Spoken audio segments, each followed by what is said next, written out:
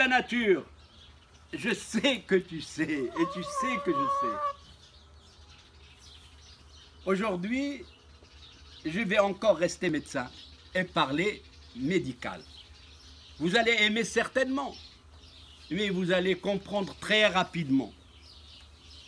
Dans mon enfance, je me présentais très souvent chez le coiffeur une véritable corvée. Parce qu'il fallait couper les tifs avec ça. Et ça faisait mal. Et ça laissait tomber des morceaux de poils. Bin Shumija au Dardiali. Et toute la nuit, je passais ma nuit en train de danser dans mon lit. Et les gens ne comprenaient pas. J'étais chez le coiffeur. Maître coiffeur n'avait pas uniquement ce métier. Il en avait plusieurs. Et c'est extraordinaire chez le coiffeur d'Elfas. Il était en même temps Hajjam, et c'est lui qui m'a fait ma circoncision à l'âge de 7 ans, mon Dieu, mon Dieu. الحجام هو اللي ختني ماشي aujourd'hui دابا تمشي يعمل لك الانستيزي جينيرال ويعمل هكذا ويعمل هذا لا 15 يوم ديال العذاب الاليم. الحجام était aussi quelqu'un de spécial. تيحضر في العراسات لانه الحجام ديال الحومه تعرف ولاد الحومه كلهم ملي تيكون شي عرس يعرفوا على ولاد الحومه. الوغ كل طبله تنزل فيها الناس qui ont le même niveau, la même tendance, la même philosophie. الحجام il avait une fonction dont je vais parler aujourd'hui. Cette fonction est extraordinaire. كانت عنده الحجامه. الحجامه شنو هاد الحجامه؟ سي ميديكال. كانت مازال تنعقل على حمدان الله يرحمه تيمشي تيشقوا له هنا في الجن ديال العنق ديالو تيعملوا شقات وتيديروا له واحد ديال هذاك وتيصفوا داك الدم اللي تيحلو تيصفوا له حتى ل 200 سي سي. هاد الحجامه واش يلاه الفاس اللي داروها؟ مي سا فا با. Elle remonte à l'Antiquité. Elle remonte vraiment à très loin. Et à l'époque, l'Antiquité, avec quoi il la faisait? Eh bien, vous allez rigoler. Eh bien, j'ai demandé à mon personnel de me fabriquer le matériel avec lequel il faisait le hijama. Ce sont des cornes de mouton ou des cornes de taureau. Il les polissait en bas. Ils sont polis. وتيتقبوهم من الفوق وتيديروهم sur la plaie qu'ils vont créer. داك الشريطه تيشرطوا لهم وتيصفوا هنا. Il faisait le vide et comme ça il faisait couler داك le sang هذاك الدم الخايب تيقولوا. Ben c'était de l'histoire. On appelait ça la saignée en français.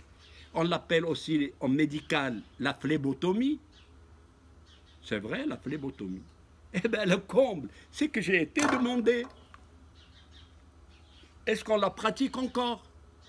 Et ma surprise était incroyable quand j'ai vu, et je l'ai acheté, le hijama al-islamiyya, mieux que ça, made in China. هادو ماشي شكون اللي مسلمين واش هما ولا حنا؟ هما اللي تيبيعوا لنا هاد لو ماتيريال que j'ai acheté à 50 dirhams à Aïn Aouda.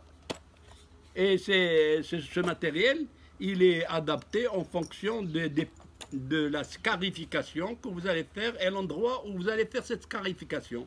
Et alors, avec ce petit truc, vous faites le vide. هاني درتها هنا مثلا وتنصف داك الشيء اللي عملت تنصفو بهكذا وداك الدم تيخرج داك الدم الخايب تيقولوا الدم الخايب. Alors on va y revenir. Alors je me suis dit à partir de ça, on arrive à ça, c'est incroyable. Est-ce que c'est vrai ou faux? Et j'ai consulté la littérature. Eh bien, la phlébotomie, il y a ouvrir un vaisseau. Phlébotomie. Eh bien, on l'ouvre, sans transfusion sanguine. C'est cool que je suis aidé de demi. On dit que la phlébotomie, tu rends service à un malade qui a besoin de ton sang. Et toi, tu as vidé un petit peu de ton sang. Mais c'est merveilleux. Donc la saignée, elle est toujours d'actualité. Mais si elle est faite au niveau du pli du coude, C'est quelque chose de positif. Et pour celui qui donne le sang, et pour celui qui reçoit le sang. Et je voulais encore fouiller. Quand vous donnez votre sang, vous sauvez une vie humaine. Mais sachez qu'il y a des maladies pour lesquelles il est jusqu'à présent conseillé de vider son sang. Maintenant, la maladie de Vaquez. Il y a des gens qui naissent avec une polyglobulie, c'est-à-dire beaucoup de globules rouges, plus de 4,5 millions. Alors les globules rouges, هما les porteurs du fer. هما اللي عندهم الكابيتال en fer. إذا كانت عندك beaucoup de globules rouges عندك بزاف ديال الحديد. وإذا كان عندك بزاف ديال الحديد غادي يسقلك في الكبدة. وغادي تمشي tu attrapes une cirrhose. Donc, pour tous ceux qui ont une maladie de Vaquez, il faut qu'ils vident leur sang. Qu'ils donnent le sang au moins une fois par mois ou 2 mois. Il y a une autre maladie, c'est l'hémochromatose. L'hémochromatose, c'est une maladie génétique qui elle se caractérise par une accumulation du taux de fer dans le sang. Et alors là, il faut vider. Une autre maladie, mais quelque chose d'incroyable, avec les petits vieux, je suis comme moi j'ai encore le ventre.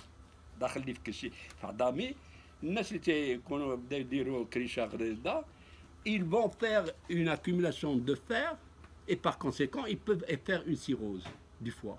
Et alors là, on leur conseille de donner du sang, de faire une saignée. Voilà des indications extraordinaires. C'est des vraies indications médicales. Mais qu'en est-il de ce que pour lesquels les gens vont faire shrat hna, ou shrat hna, ou shrat في الظهر؟ شكون هاد الناس؟ بزاف الناس. هانتينا الحجامة الإسلامية، الحديث النبوي الشريف، il est là, tout a été bien étudié. C'est reconnu, même le prophète sallallahu alayhi wa sallam en a parlé. Eh bien, le hijama, avec ce schéma-là, vous êtes perdu. Pour chaque maladie, il y a quelque chose. Pour chaque maladie, il y a quelque chose. Alors, moi, je ne vais pas rentrer dans les détails. Et là, dans ces conditions, le reste, en dehors de ce que je viens de citer comme maladie, les autres restent à discuter, scientifiquement parlant. Voilà ce que je voulais vous dire aujourd'hui. Je voulais vous entretenir sur la saignée, sur les donneurs de sang. Et je suis très heureux parce que vous m'avez suivi et parce que vous allez donner un petit peu de votre sang à des gens qui en ont besoin, à des Marocains comme vous, comme moi. Alors, faites un geste, allez donner votre sang, allez faire une saignée scientifique. Vous aurez tout fait pour faire de la biologie, pour prendre le petit déjeuner et pour dire j'aime les Marocains et les Marocaines, je leur donne mon sang et vive le Maroc et vive les Marocains.